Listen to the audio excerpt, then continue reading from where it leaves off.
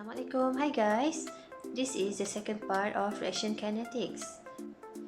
In this video, I will continue how to determine the order of reaction. So let's start. This is the second method how we can determine the order of reaction.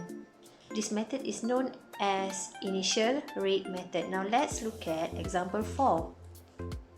So usually for this type of question, you will be given a set of data, and from the set of data, you can determine the order of reactant. So now let's look at the equation given. A produce B plus C. So we have only one reactant. So we have two set of experiment. Experiment 1 where the concentration of A is 0.034 and the initial rate is 2.2 times 10 negative 4. For experiment 2, this is the concentration of A and this is the initial rate for the reaction. For question A, you have to determine the order of reaction with respect to reactant A. So to solve this type of question, you can either compare the initial rate and the concentration, or we can also solve by using calculation.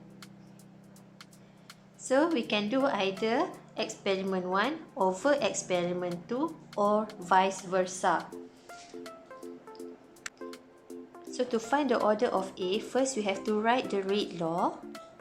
Rate equals to K concentration of A to the power X, because we still don't know the value of X here. So to find the value of X here, which is the order of A, we have to divide rate 1 over rate 2, or you can also divide rate 2 over rate 1. So just fill in the rate law here, and the concentration of A, which is A to the power X over K concentration to the power X. Now we just have to substitute values from the data given. So 2.2 times 10 to the power negative 4, which is the value for rate 1, rate experiment 1, over the value for rate for experiment 2, which is 1.1 times 10 to the power negative 4. So this is equals to K. So just fill in the value of concentration A in experiment 1, which is 0.034 to the power X over K concentration of A in experiment 2, which is 0.017. So since this is the same thing, so we can cancel out.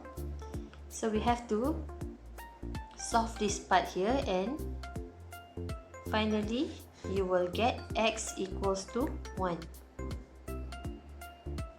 So since we know the value of X is 1, we can substitute into the rate law. So to solve question B, rate equals to K concentration A to the power 1. For question C, you have to find the rate constant, which is the value of K, so you can choose either data from experiment 1 or 2. So let's say you choose data from experiment 1, you just have to substitute all the values into the rate law. Finally, you can find the value of K, which is 6.47 times 10 to the power negative 3. Don't forget the unit, which is as negative 1. So this is for example 4. Now let's go to example 5. So we have 4 set of experiment 1, 2, 3, 4, and we have 2 reactant in this reaction. A plus B produce C.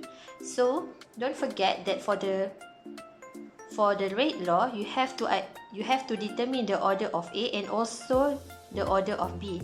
So in order to find the order of A or B, you have to make sure the other concentration must be constant so that we can cancel out the values. So as we can see here, for experiment 1, 2 and 3, we have the same concentration of A. So we can choose either 1 and 2, or 2 and 3, or 1 and 3 to find the order for B. And to find the order of A, we can choose experiment 3 and 4 because we have the concentration for B but the different concentration for A. So we can cancel out the concentration for B to find the order for A. So now let's solve for the order for B first. So by using experiment 3 and 4, we can find the order for A. So first, you have to write the rate law first. So rate equals to K, concentration of A to the power X, which is unknown, times the concentration of B to the power Y, which is also unknown. So you can choose any letters actually. So by using experiment 3 and 4, so you can do either experiment 3 over experiment 4 or experiment 4 over experiment 3 to find the order of A. The rate for experiment 3 is 18 equals to K, and the concentration of A in experiment 3 is 0.5 to the power X, and the concentration of B in experiment 3 is 3.0 to the power Y. So this is data from experiment 3. So over data from experiment 4. So anything that is same between numerator and denominator, we can just cancel out and it will become 1. So 0.5 to the power X over 1.0 to the power X is equals to 1. So 0.5 to the power X, it will become 1. So by using log, we can solve the value of X.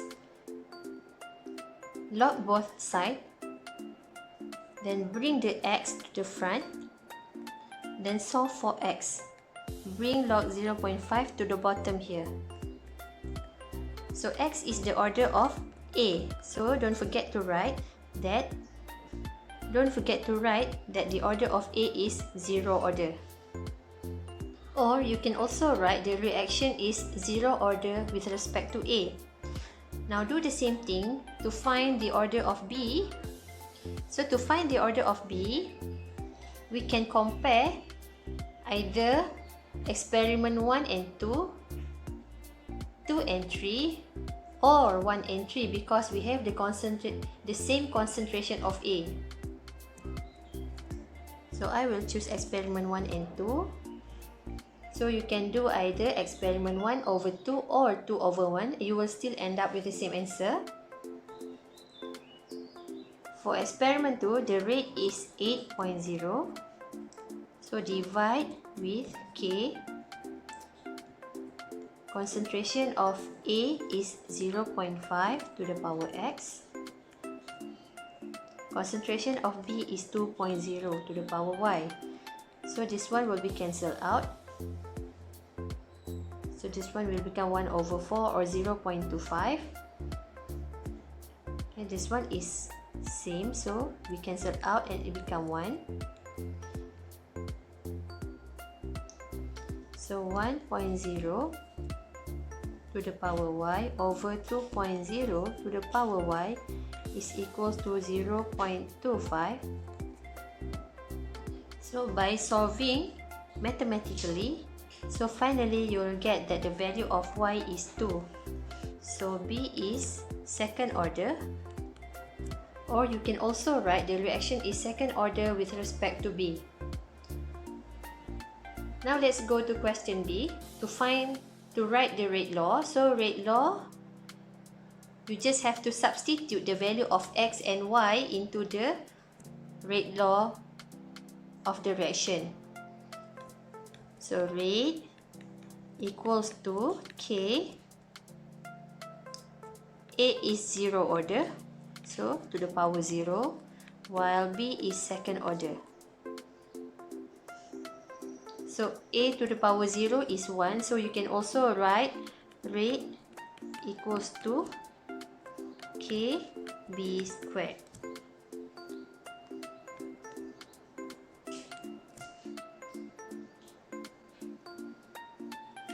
For the last one, to find the rate constant, you can use any data from experiment 1, 2, 3 or 4 and just substitute into the rate law here, and finally you will still end up with the same value of k.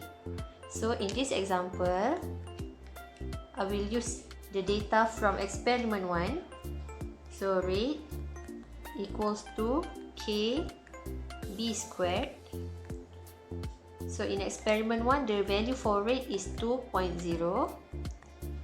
K, and the concentration of B is 1 molar squared, and finally you will get that the value of K is 2. Don't forget to write the unit M-1, S-1. So cara nak dapatkan unit untuk K ni tadi saya dah ajar. Okay, unit rate MS-1, B, M kuasa 2. So nanti kita pindah-pindahkan lah. So dapatlah M-1, S-1. Now let's go to the third method to determine the order of fraction. So soalan macam ni selalunya melibatkan graf. Sama ada awak perlu plot graf daripada set of data yang diberi. So daripada graf yang awak plot tu nanti, awak kena plot concentration versus time.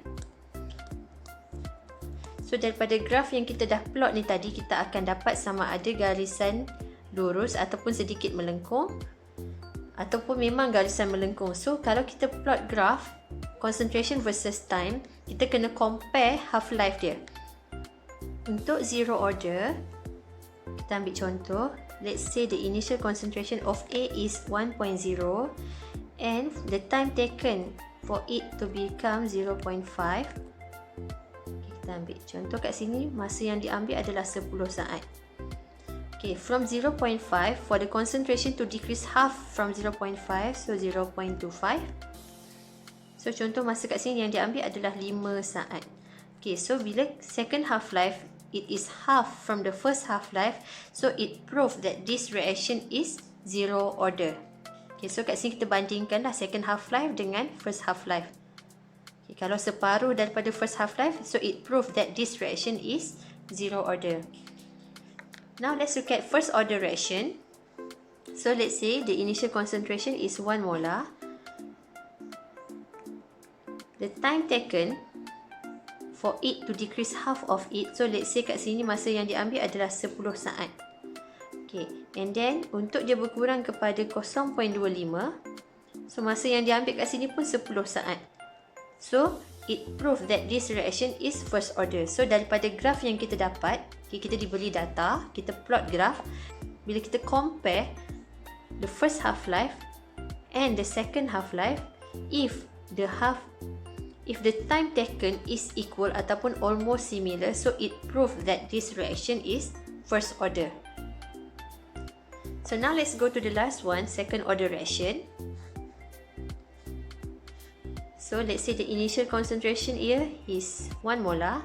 Contoh ya, boleh juga jadi yang lain. So for the time taken for it to become 0.5, so let's say kat sini masa yang diambil adalah 10 saat. Okay, from 0.5 to decrease to 0.25, let's say the time taken here is 20 seconds, which is double from the first half life. So this proves that this reaction is second order. So kat sini kita dapat bandingkan lah perbezaan antara zero order, first order dan juga second order reaction. So kita bandingkan second half life dengan first half life tu macam mana. If the second half life is half from the first half life, it proves that the reaction is zero order. If the second half life is equal to the first half life, so it proves that the reaction is first order. But if the second half life is double from the first half life, so it proves that this reaction is second order. So kita just perlu plot concentration versus time, dan kita perlu bandingkan second half life dengan first half life untuk tentukan sama ada that reaction is zero, first or second order. So now let's look at example 6. Determine the order of reaction using graph concentration versus time. So kat sini kita plot concentration versus time. So dapat yang ni lah, dapat plot concentration versus time. Determine the half-life of reaction from the graph. Okay, so yang ni kita nak tahu half-life yang pertama ni lah. Okay, so bila kita plot graph, kita dapat bandingkan that the second half-life is equal to the first half-life. Okay, kita ambil jarak yang ni Okay, so kita dapat tengok lah. Okay, that the half-life is equal. So since the half-life is equal, so it proves that the reaction is first order. Okay, so kita tulis reasoning lah. First half-life equal to second half-life. So the reaction is first order because the second half-life is equal to the first half-life. So kat sini tulislah berapa nilai first half-life, berapa juga nilai second half-life. So itu cara nak jawab soalan graf lah. Then for question B, determine the half-life of the reaction from the graph. So kat sini kita akan letakkan half-life yang pertama ni. So the value is 21 hour. The last one, calculate the rate constant of the reaction. So kat sini kita akan masukkan half-life yang pertama tadi. Okay, then we have to solve using half-life equation. So the formula for half-life equation for first order reaction is ln 2 over k. So you just have to substitute the value 21 hour here into this equation. And finally you can find the value of k in unit hour. So finally awak akan dapat k is equals to 0.03 per hour.